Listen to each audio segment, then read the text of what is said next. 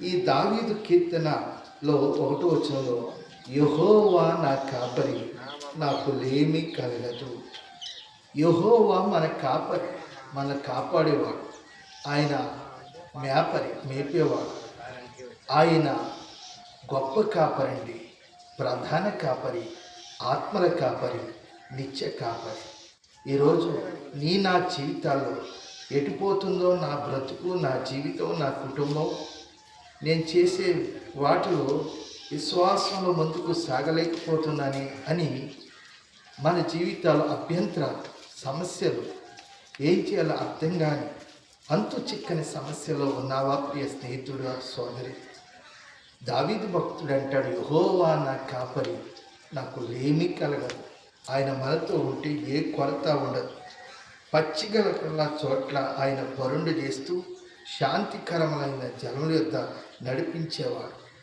ఆయన మన ప్రాణానికి సేదను, ఊరటని అనుగ్రహించే దేవుడు, నెమ్మదిని ప్రసాదించే దేవుడు.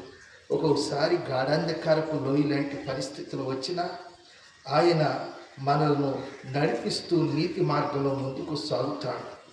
ఆయన మన జీవితాలను ఫలభరితంగా చేస్తాడు, తోడై ఉంటాడు. ఆయన దుడ్డి కర్ర దండం మనల్ని ఆదరించేదిగా ఉంటుంది.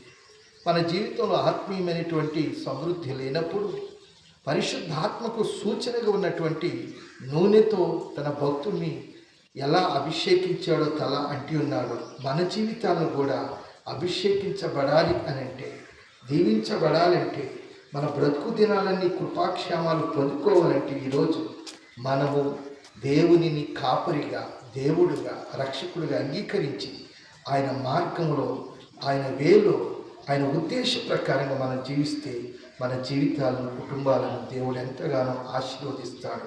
అటువంటి కాపుదల కింద కొద్దాం, అటువంటి దీవులు పొందుకుందాం. దేవుడి మాటలు మన ఇంట్లో దీవించగాక. ఆమేన్.